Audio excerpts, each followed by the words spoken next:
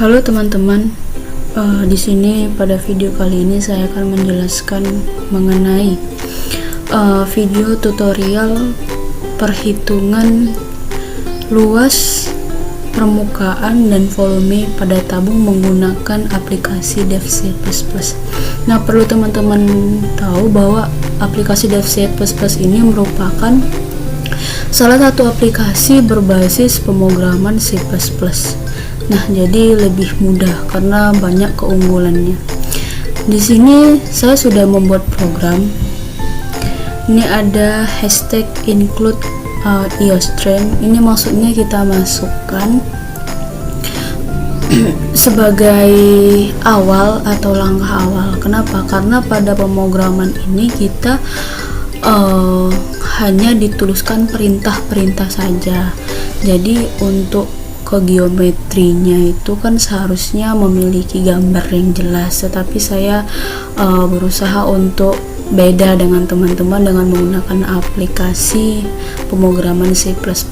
Nah, kekurangannya, salah satu kekurangannya ya karena pakai aplikasi ini tuh kita nggak tahu gambarnya itu seperti apa gitu kan, gambar tabungnya itu seperti apa. Lain halnya dengan MATLAB. Jadi saya berusaha untuk integrasi ke pemrograman C++ nya. Di sini saya sudah buat program. Jika teman-teman kurang mengerti atau kurang paham, teman-teman bisa lihat aja, bisa ngikutin perintah-perintah yang ada. Tapi sebelum itu teman-teman bisa download aplikasi DevC++ nya di internet, banyak dan gratis. Salah satu saya pakai ini adalah DevC++ 5.11. Nah, dimana aplikasi versi ini dia kompatibel dengan Windows yang punya teman-teman. Jadi dia maksudnya dia seimbang gitu, nggak menyimpang. Jadi baik, di sini ada perintah masukkan, perintah dimana awal seperti kita itu membuka pintu. Nah, cara membuka pintu itu apa? Kita kan harus jalan, terus kita membuka pintu, baru kita tutup lagi, ya kan? Itu namanya cara memasuki rumah. Sama juga cara pemrograman ini, kita awalnya ada kita inputkan include-nya.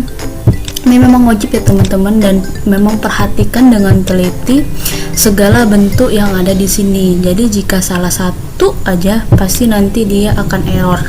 Contohnya seperti ini. Saya save, saya jalankan. Nah, seperti ini. Dia langsung ke sini. Dia bilang error expired before return. Jadi sebelum return ini dia udah ada kesalahan, yaitu kita menghilangkan tanda titik koma gitu.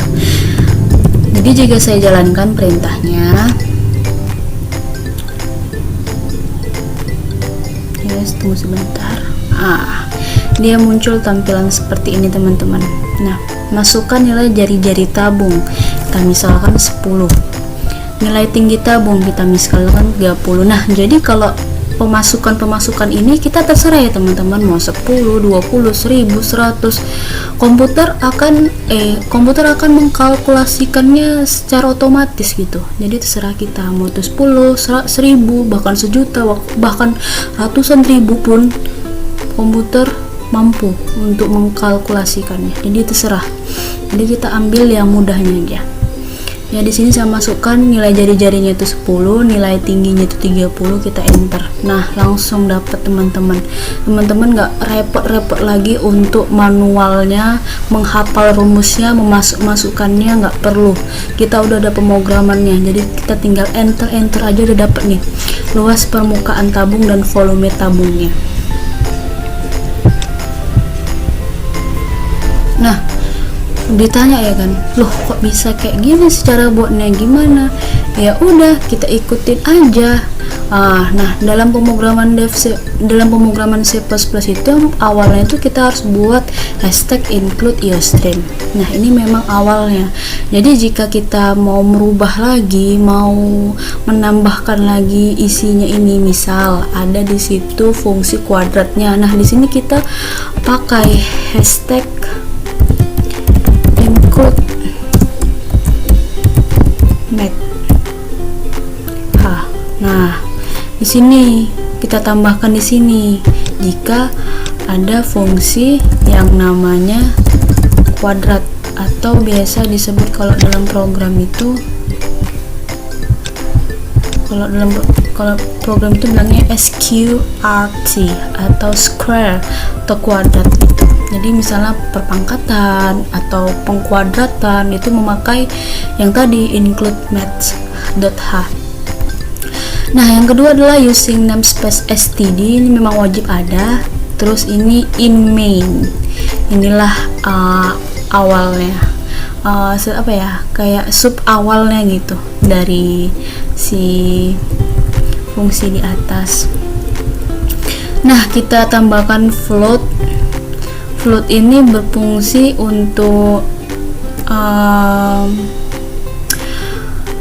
menentukan karakter yang akan kita buat.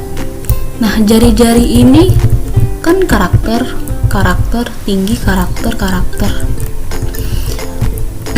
double P ini menunjukkan bahwa kita akan menggunakan P yaitu 3,14. Kenapa sih kok nggak pakai 22/7 aja? Nggak bisa teman-teman, karena memang dalam komputer itu hanya bilangan desimal. Bisa aja, cuman kayaknya kurang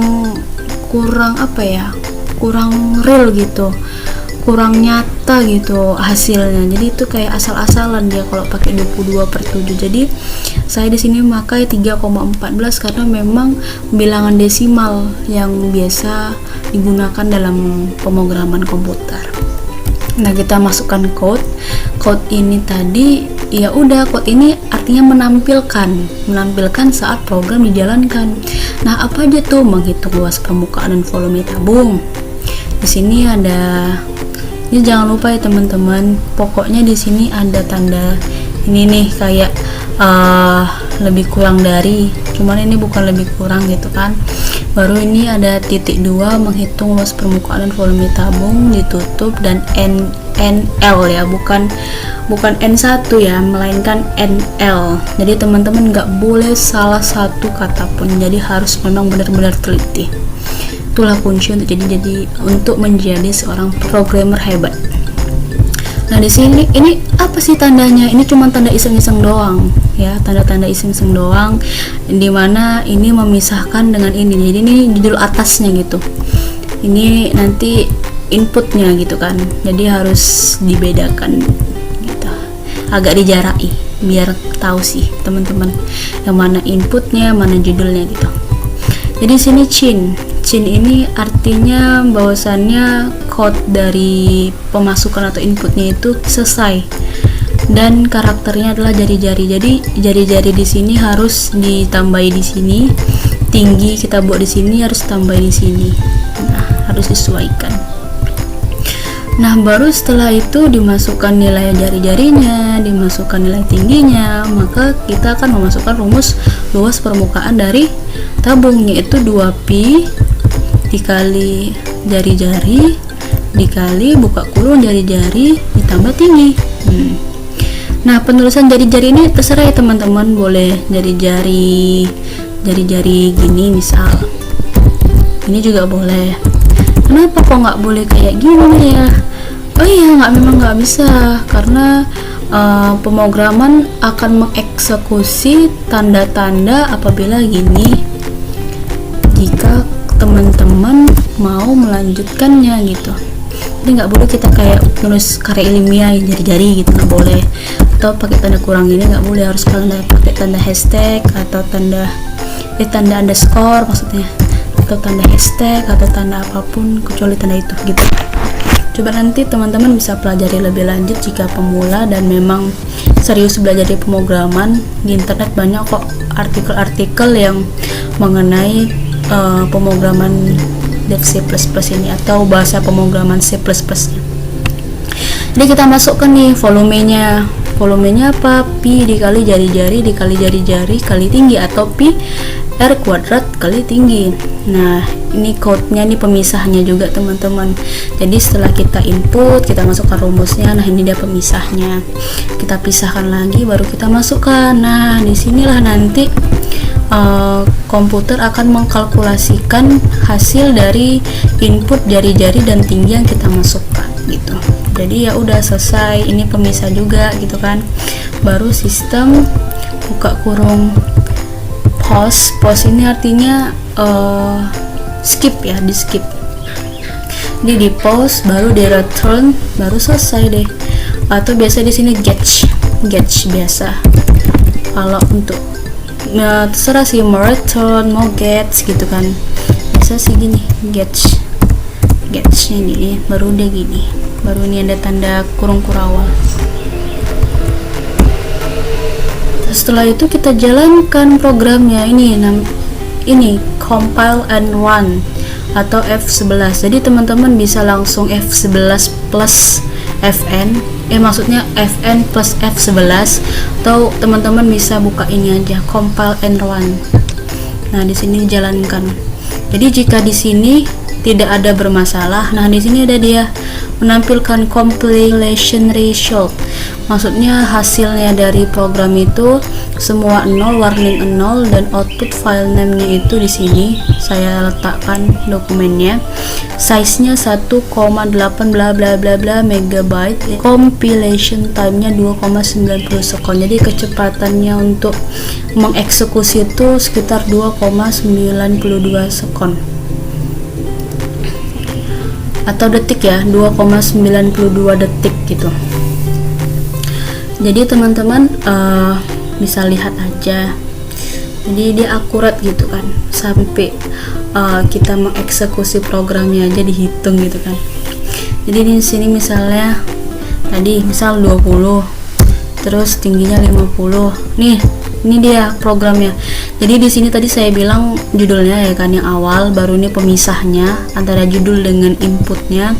Baru di sini dipisahkan lagi biar kita tahu tuh tujuannya, supaya kita tahu membedakannya bahwasannya di sini ada judul, di sini ada inputnya, di sini ada output atau keluaran gitu. Jadi setelah kita inputkan, maka program akan membaca, mengeksekusi, dan hasilnya ini. Karena kenapa? Karena inilah adalah outputnya gitu. Ini outputnya setelah diinput lalu dibaca, maka keluar outputnya. Inilah setelah kita memasukkan rumus yang ini. Nah, yang ini rumusnya. Setelah memasukkan rumusnya yang ini teman-teman, jadi sama komputer langsung dieksekusi dan langsung jadi. Tada, inilah outputnya. Kalau teman-teman mau mungkin kurang percaya nih, apa akurat sih program yang dibuat si Inayah ini gitu kan, teman-teman bisa coba mengkalkulasikan secara manual dan menggunakan rumus yang biasa juga. Teman-teman masukkan nilai jari-jari yang saya buat dan nilai tinggi yang saya buat.